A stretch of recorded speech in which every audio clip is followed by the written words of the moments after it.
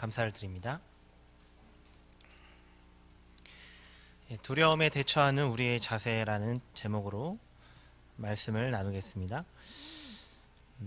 어릴 때부터 부모님이 저에게 항상 기도 훈련을 시키신 것 중에 하나가 하루를 마치고 잠들기 전에 꼭 기도하라는 것이었어요. 그래서 초등학교 들어가기도 전부터 아주 어릴 때부터 항상 잠자기 전에 기도를 했었는데요. 다른 것들은 잘 기억이 나지 않는데 항상 했던 두 마디는 지금도 기억하고 있습니다.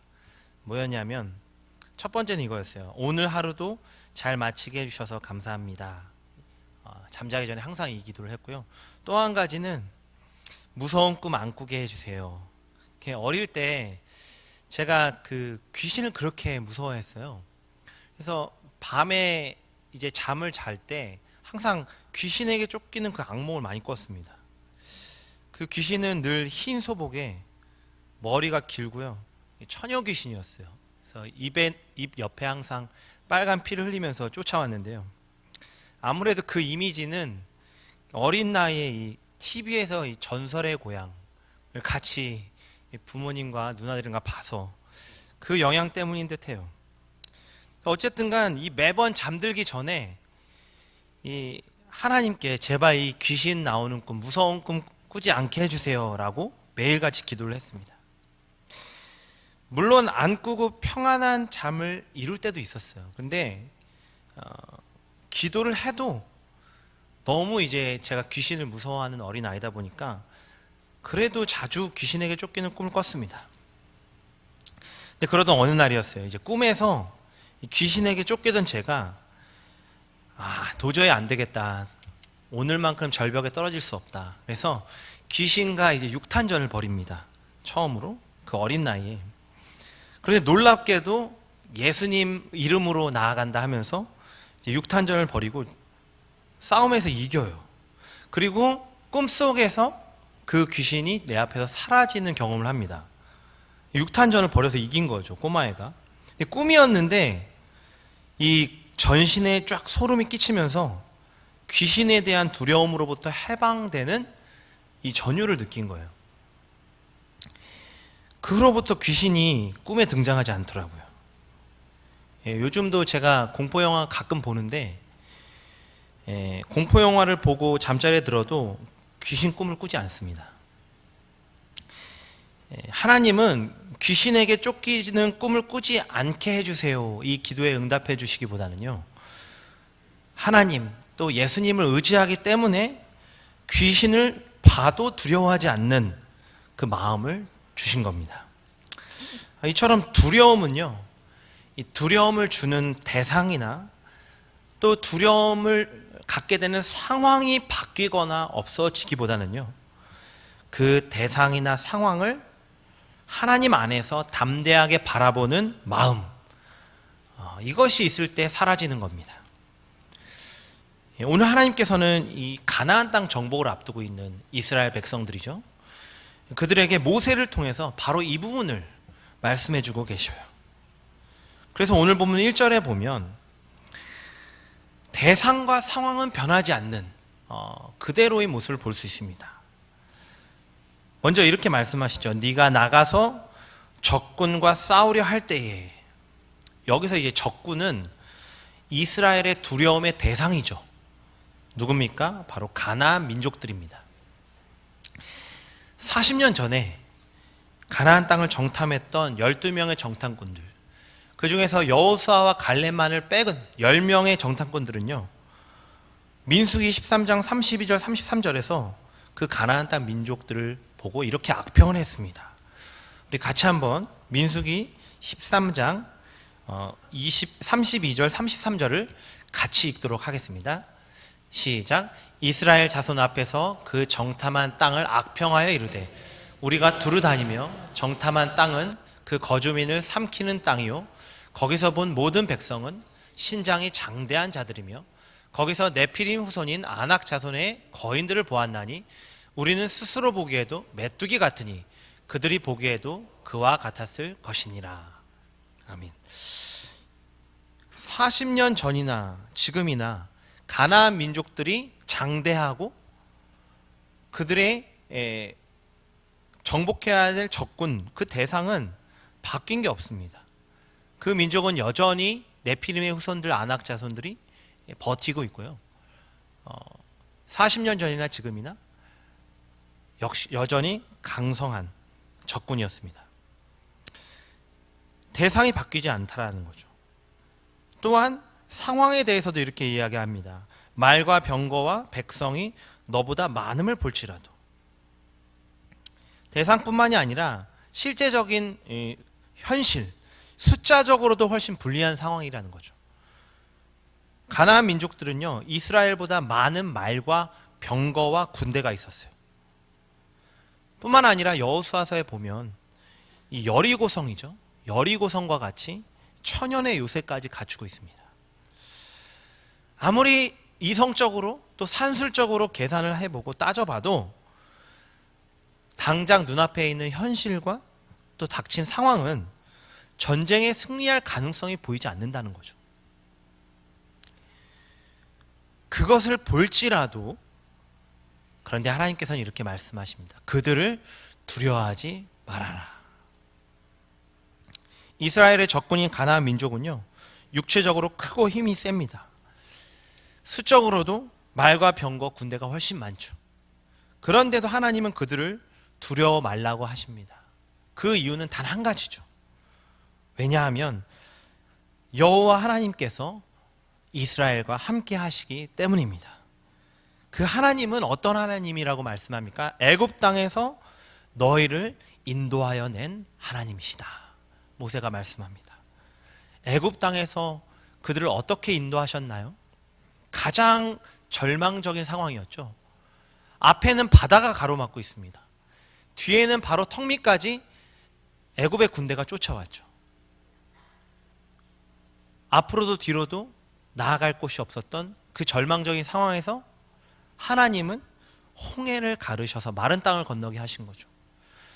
그 하나님이 너희와 함께 하시기 때문에 그 두려움의 대상, 그리고 불리해 보이는 전장 가운데도 두려워하지 말아라라고 하나님을 말씀하고 계십니다. 오늘 우리도 마찬가지입니다.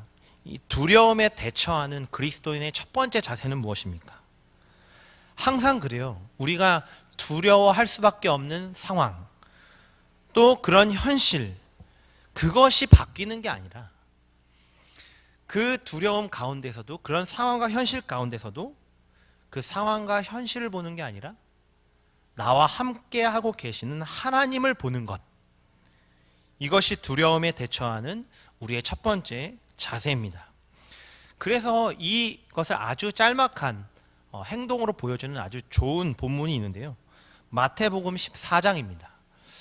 마태복음 14장에 보면 베드로가 예수님께 나아가는 그 본문이 등장하는데요. 우리 같이 한번 읽어보도록 하겠습니다. 마태복음 14장 22절부터 23절까지 한 절씩 교독해 보겠습니다. 예수께서 즉시 제자들을 재촉하사 자기가 무리를 보내는 동안에 배를 타고 앞서 건너편으로 가게 하시고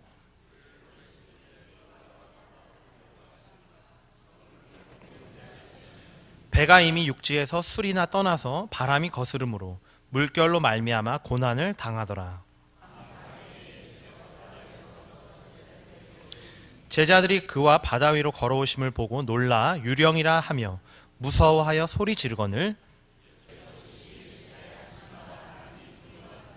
베드로가 대답하여 이르되 주여 만일 주님이시거든 나를 명하사 물 위로 오라 하소서 하니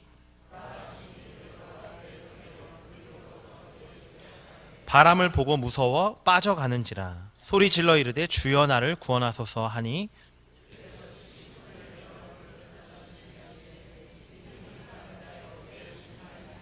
배에 함께 오름에 바람이 그치는지라 배에 있는 사람들이 예수께 절하며 이르되 진실로 하나님의 아들이로소이다 하더라.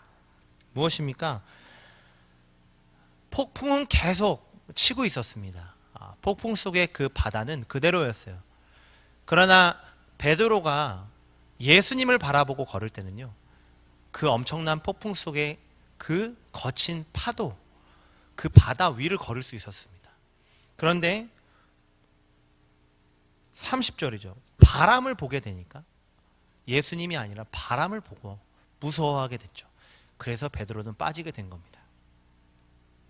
오늘 우리의 기도가요, 내가 처한 상황, 또 문제들, 또 어려움들을 사라지게 해달라, 그래서 내가 두려움이 없어지게 해달라 라고 기도하기보다는요, 그런 고난 가운데서도, 절망과 두려움 속에서도 하나님으로 인해서, 그 하나님을 바라봄으로 인해서 두려워하지 않게 해달라는 기도가 되길 소망합니다.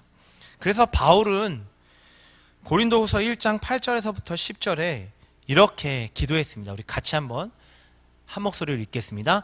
형제들아, 우리가 아시아에서 당한 환난을 너희가 모르기를 원하지 아니하노니 힘에 겹도록 심한 고난을 당하여 살 소망까지 끊어지고 우리는 우리 자신이 사형 선고를 받은 줄 알았으니 이는 우리로 자기를 의지하지 말고 오직 죽은 자를 다시 살리시는 하나님만 의지하게 하심이라.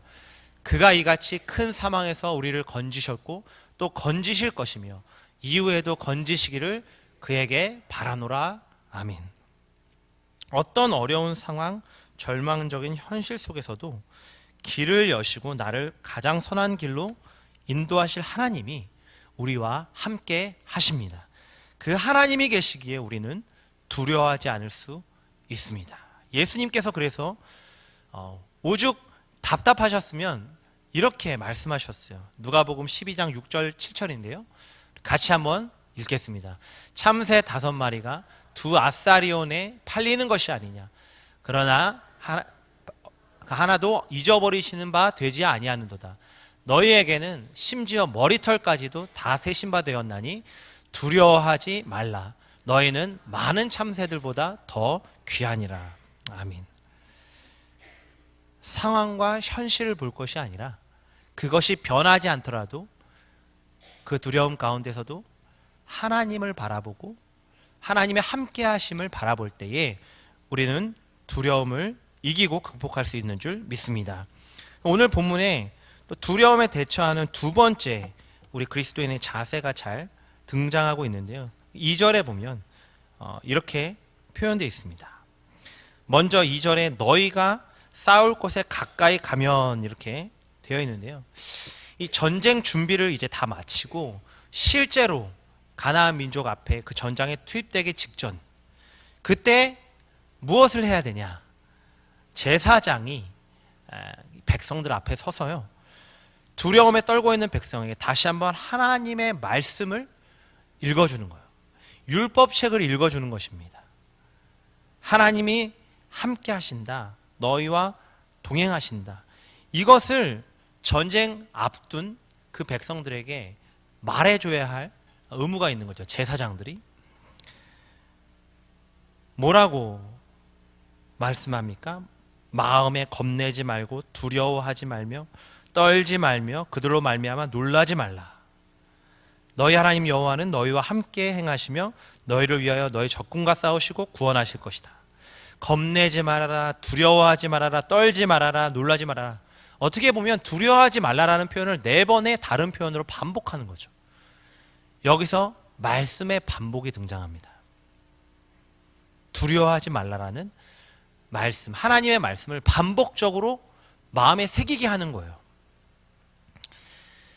여호수아서 1장에 보면요, 가나안 땅 정복을 앞둔 지도자 여호수아에게 하나님께서 이렇게 말씀하셨어요. 우리 여호수아서를 같이 한번 읽어보겠는데요. 1장 5절부터 9절입니다. 여호수아서 1장 5절부터 9절.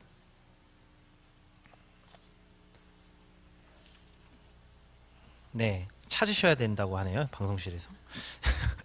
네, 여호수아서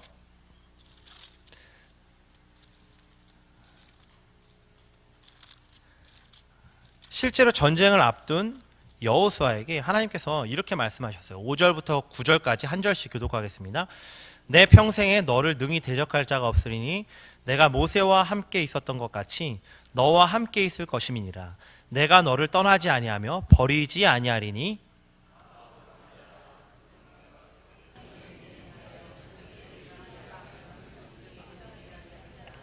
오직 강하고 극히 담대하여 나의 종 모세가 내게 명령한 그 율법을 다 지켜 행하고 우로나 좌로나 치우치지 말라. 그리하면 어디로 가든지 형통하리니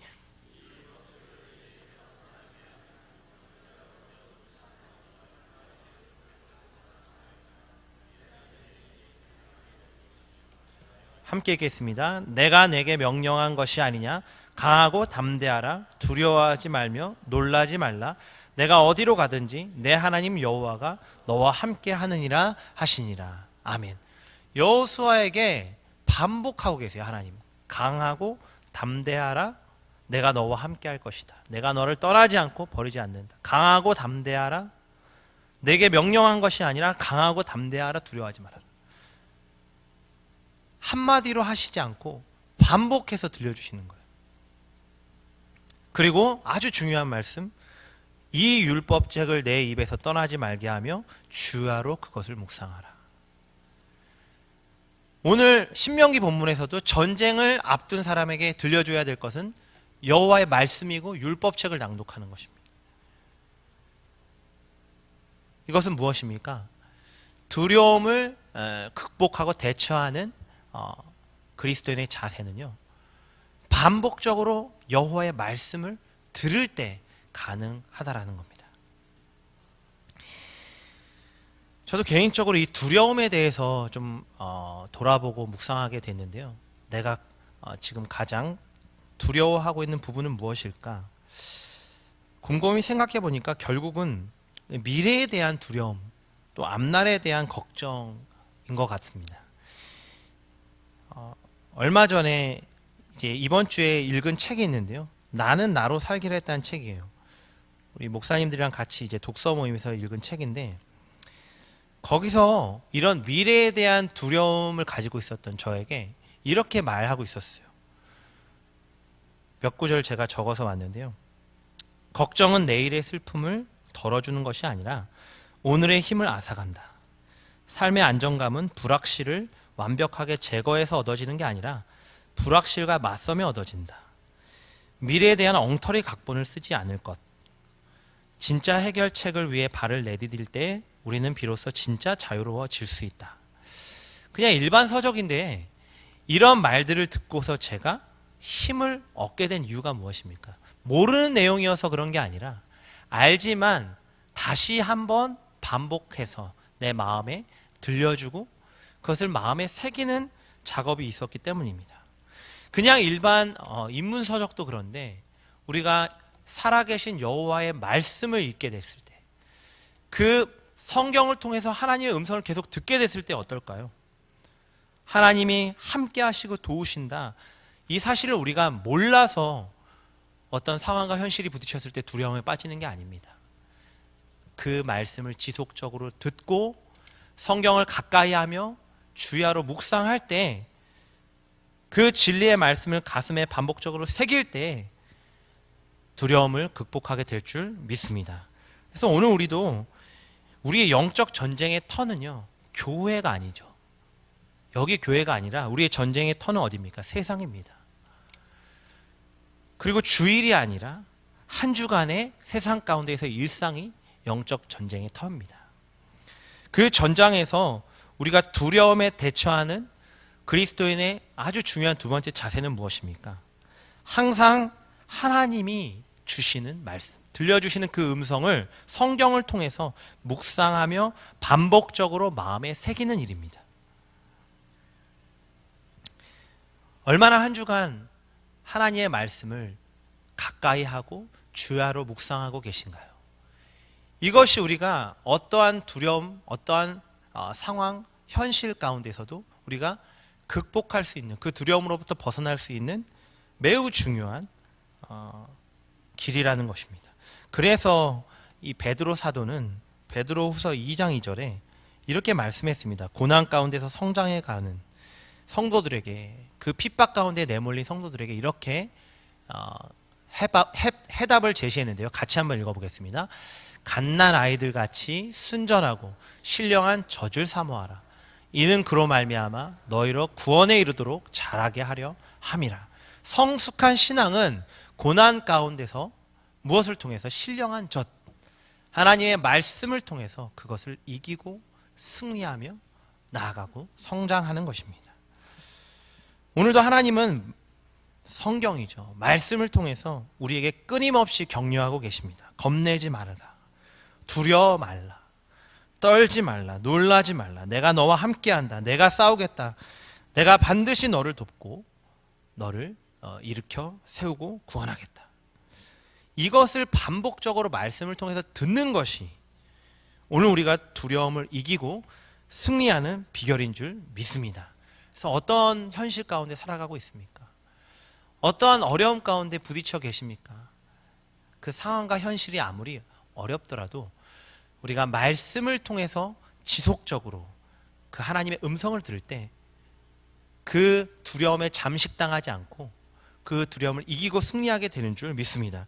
그래서 예수님께서 누가복음 12장에 그래서 그렇게 또 길게 간단하게 얘기하시지 않고 반복적으로 이렇게 말씀하셨어요. 누가복음 12장인데요. 22절부터 31절까지 우리 한 절씩 한번 교독해 보도록 하겠습니다. 또 제자들에게 이르시되 그러므로 내가 너희에게 이르노니 너희 목숨을 위하여 무엇을 먹을까 몸을 위하여 무엇을 입을까 염려하지 말라. 까마귀를 생각하라. 심지도 아니하고 거두지도 아니하며 골방도 없고 창고도 없으되 하나님이 기르시나니 너희는 새보다 얼마나 더 귀하냐. 그런즉 가장 작은 일도 하지 못하면서 어찌 다른 일들을 염려하느냐.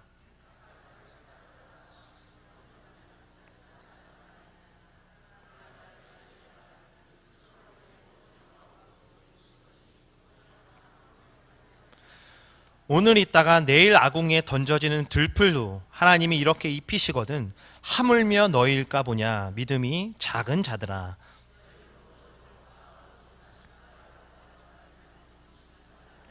이 모든 것은 세상 백성들이 구하는 것이라. 너희 아버지께서는 이런 것이 너희에게 있어야 할 것을 아시느니라. 다만 너희는 그의 나라를 구하라. 그리하면 이런 것들을 너희에게 더하시리라. 아멘. 마지막으로 이 말씀이죠. 우리를 두려움으로부터 극복하게 하시는 하나님의 말씀을 나만 가지고 있는 것이 아니라 하나님의 위로와 격려가 필요한 자들에게 우리가 제사장이 되어서 주변 사람에게 들려주는 것, 이것도 매우 중요한 우리의 사명인 줄 믿습니다. 많은 사람들이 하나님이 함께하고 계심을 모르거나 그것을 지식적으로 모르기 때문에 두려움에 빠지는 것이 아닙니다.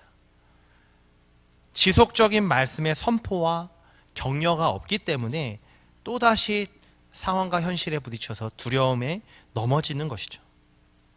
우리 주변에 혹 절망적인 상황이나 고통스러운 현실 앞에서 두려움에 빠진 분들이 계시다면 우리가 이 말씀을 들고 찾아가서 나아가서 그들을 말씀으로 회복시키시는 말씀의 전달자들이 되시길 바랍니다. 그래서 베드로전서의 5장 14절에 베드로 사도는 또 이렇게 말씀을 합니다. 같이 읽겠습니다. 너희는 사랑의 입맞춤으로 서로 무난하라. 그리스도 안에 있는 너희 모든 이에게 평강이 있을지어다. 아멘. 말씀을 통해서 격려하고 무난함으로써 평안을 전달하는 왕같은 제사장들이 다 되시기를 바랍니다. 우리 말씀을 정리하겠습니다. 오늘 두려움 가운데 우리를 가장 두렵게 하는 그 무엇이 있습니까? 그것이 어떤 대상이든 어떤 상황이든 그 현실과 상황 가운데서 절망하지 마시길 바랍니다.